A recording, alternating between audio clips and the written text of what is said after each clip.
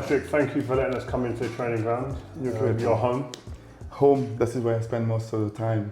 I spend more time here than at home. Is it? What's your day like? What would it look like for anybody who doesn't understand how a manager's diary works? We just spoke about it a little bit before. You wake up. Yeah, I try to leave home around 6:30, 6:45, just to beat the traffic. That allowed me to be in a building just around 8 o'clock, and training starts at 11 o'clock. So when training is finished, you always like to look at the training, and you may want to speak with some players individually because you may want to show some of the videos about the work that we did in the morning. And I leave the building around 4:30, and that get me home 6:30. Wow.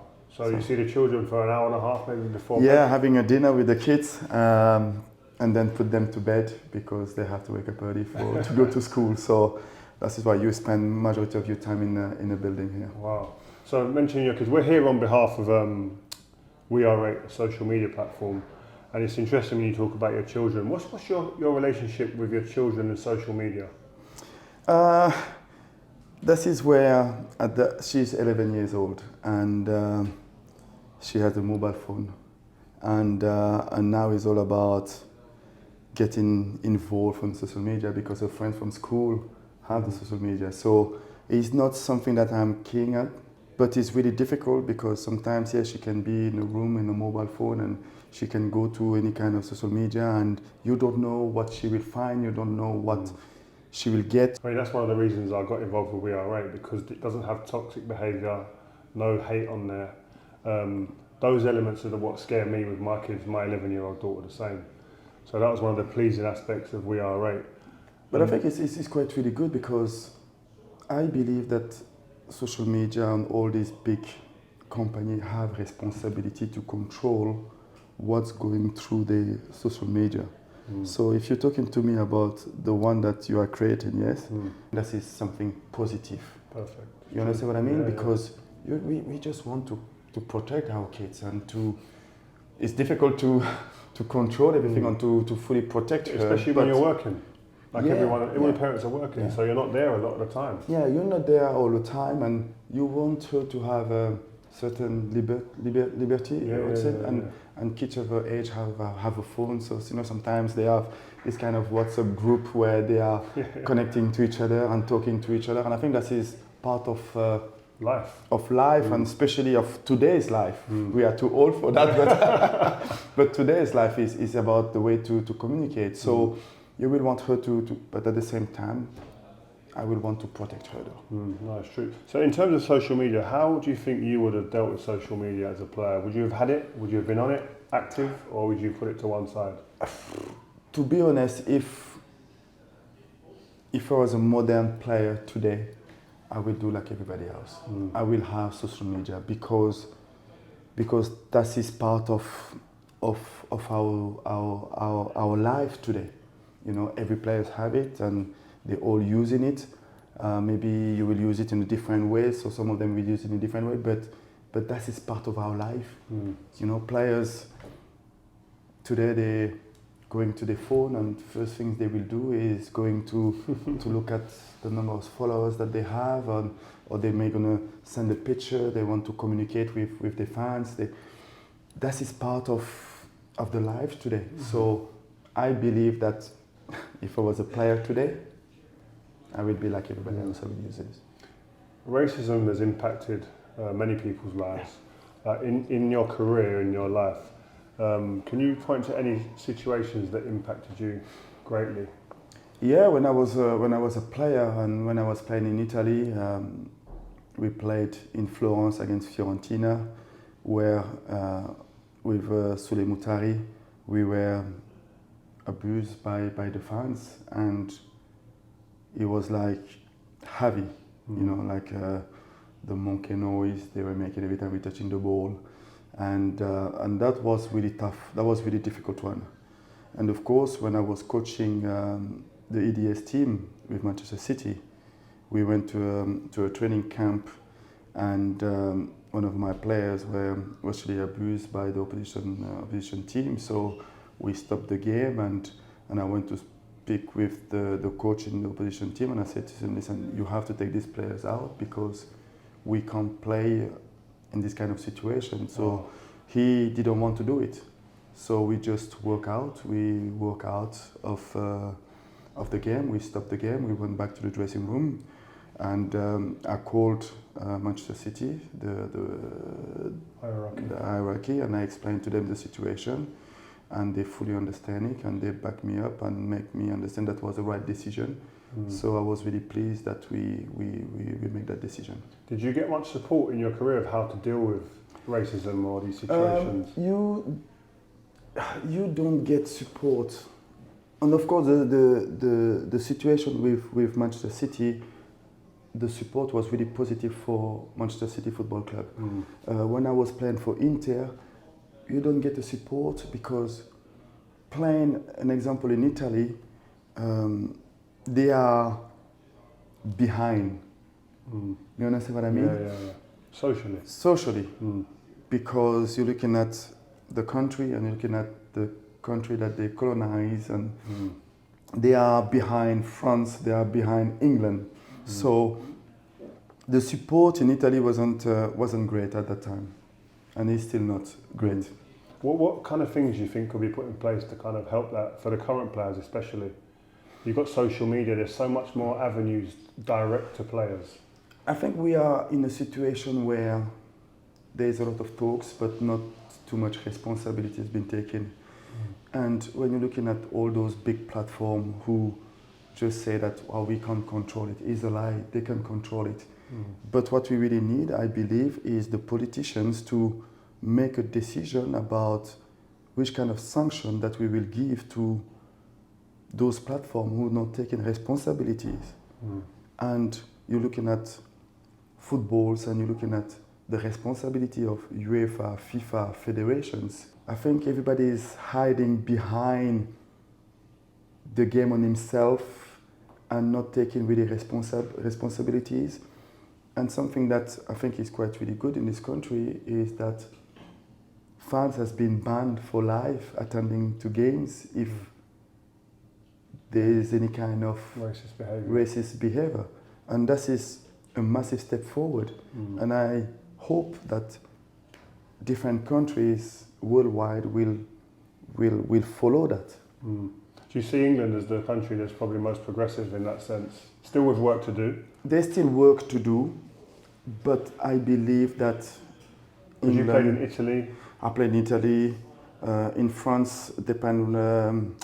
In France, I never had this kind of in the stadiums, I will say it, but players. It happened in France. But I think in England, they are leading the fight against any kind of discrimination, I will say it.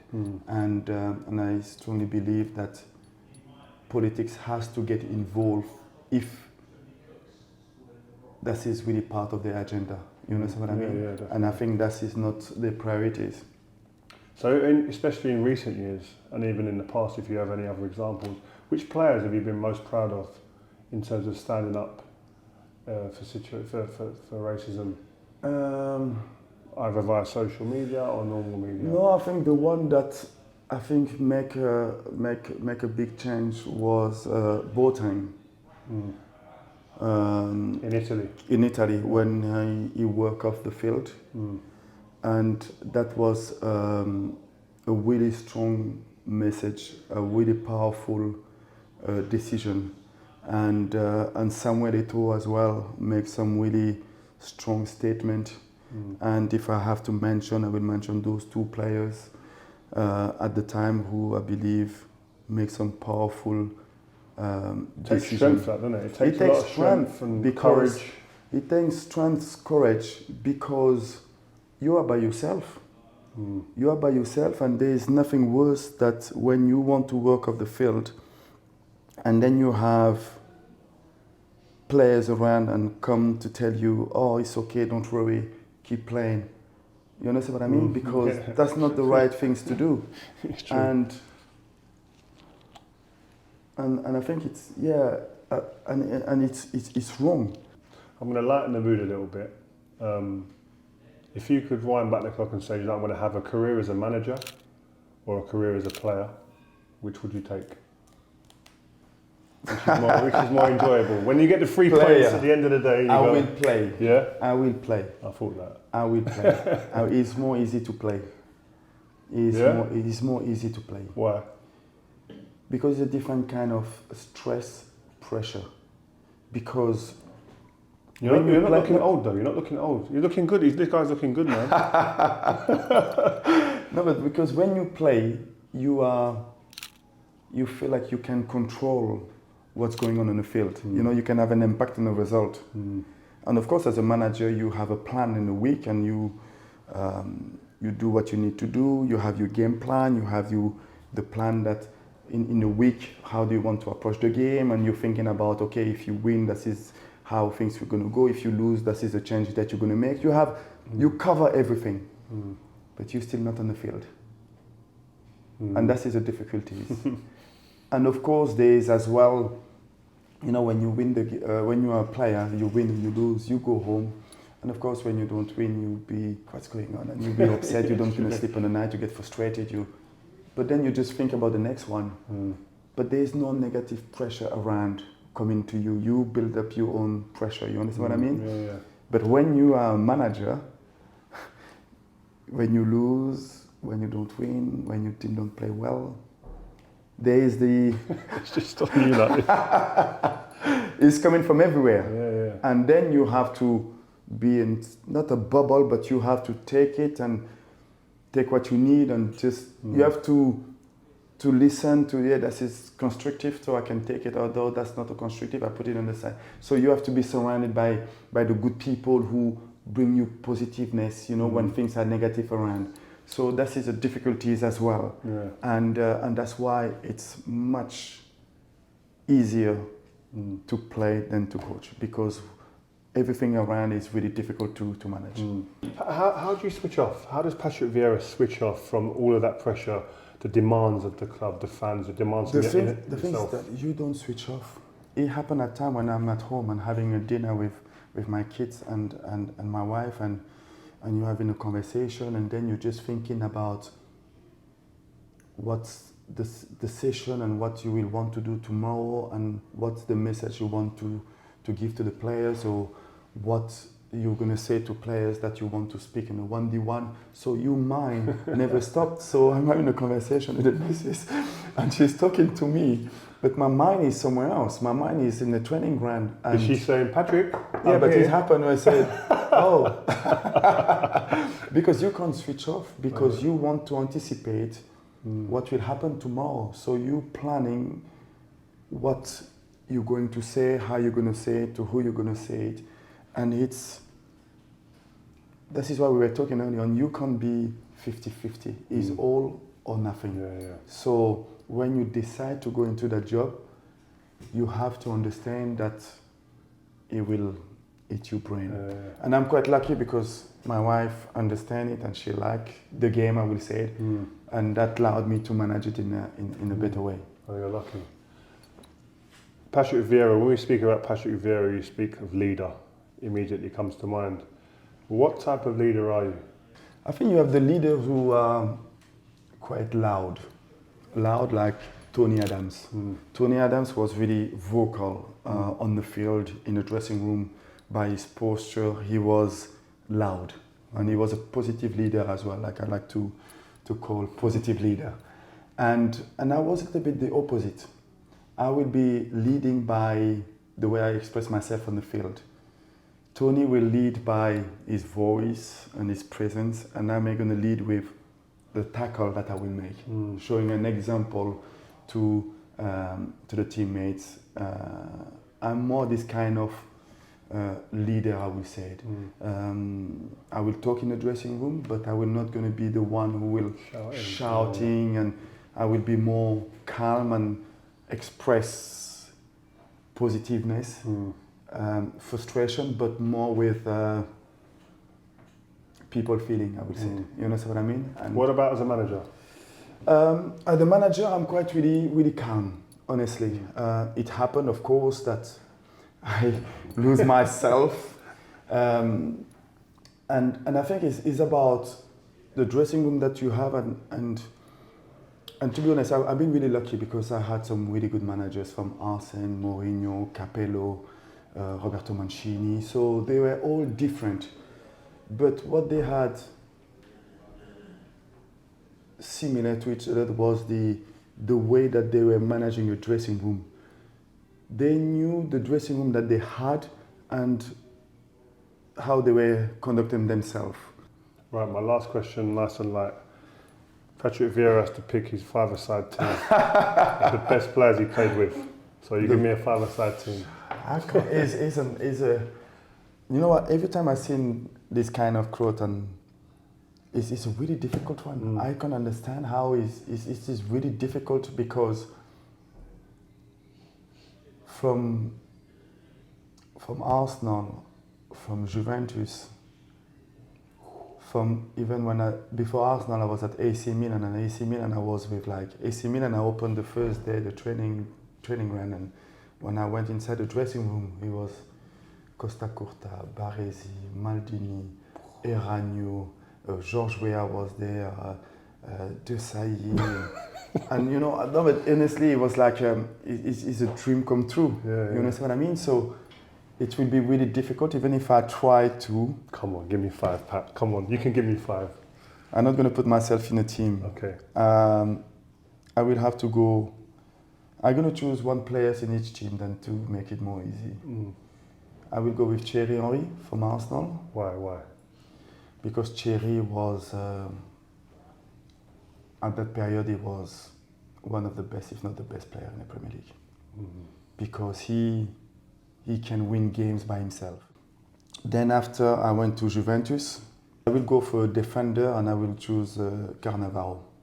In Juventus. Unbelievable. He was small, but he was winning everybody near. I couldn't believe when I met him the first time off the pitch. I didn't, because on the pitch he has a big stature. But when I met him off the pitch, I was like, bro, you're actually quite small. And that is why we always thought that to be a good central back, you need to be 6'4". But you don't need, it's just about brain. The brain. And then from Juventus, I went to Inter, Ibrahimovic, Zlatan. Talk to me, what's great about this guy? Tell me. I know, but tell people what's great about him. What is great about him is, you know, when you're on the field, especially the front players, you will want them to have this kind of self-belief, confidence that they can score, they can win new games. And Zlatan is one of those players who he believes on himself so much that can be positive for the team. Inspire the team. And he will be on the field. He's a fighter. He's a leader. He's a goal scorer. He's a winner, and he's a good teammate as well. He's a funny guy. You know, in the dressing room is a good guy to have in the dressing room. He's a really good guy, and I love him. He's a top one. That's three. That's three more. And then national team. For me, national team, I have to. National team, I have to choose Zidane. Zidane is the greatest. I think is he the best you played with? He's the best of the best. Wow. He's the best of the best because, for me, the best player is always the one who make other players look really good. And when people ask me who's your best player you ever played with, I always say Zidane. So if I go Zidane, Zlatan, Thierry, Cannavaro, I think I will choose another defender. I will have to go with Paolo Maldini. Oh, no Desailly. No Turan. Yeah. No, I'm joking. It's a difficult one, and I'm going to be in trouble, you know.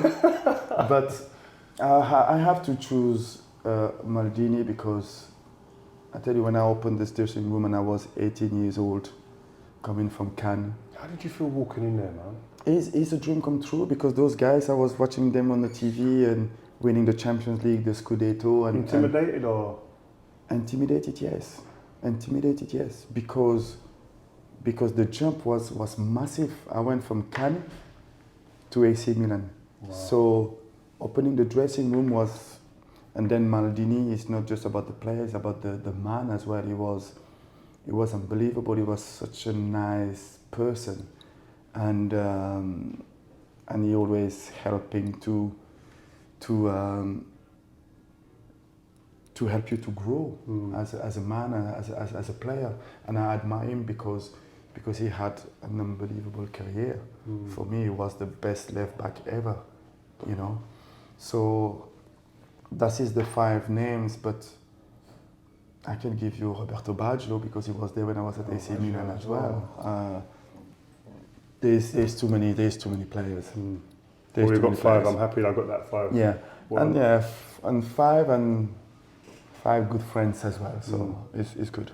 Oh, good. Well, listen, Patrick, very, very much No, appreciate it's a your pleasure, time. I know man. you're busy. Nice to see you. And you. And Nice to I see don't you. live far from here, so I'll come down a bit more and see you. Anytime, if you're welcome to really come to watch training, and and I'm sure some of the young players will like to see you and talk to you about your experience, and he's a good club. He's a family football club. So anytime you want to come, please come, because I'm sure that you have a lot to give to those young players.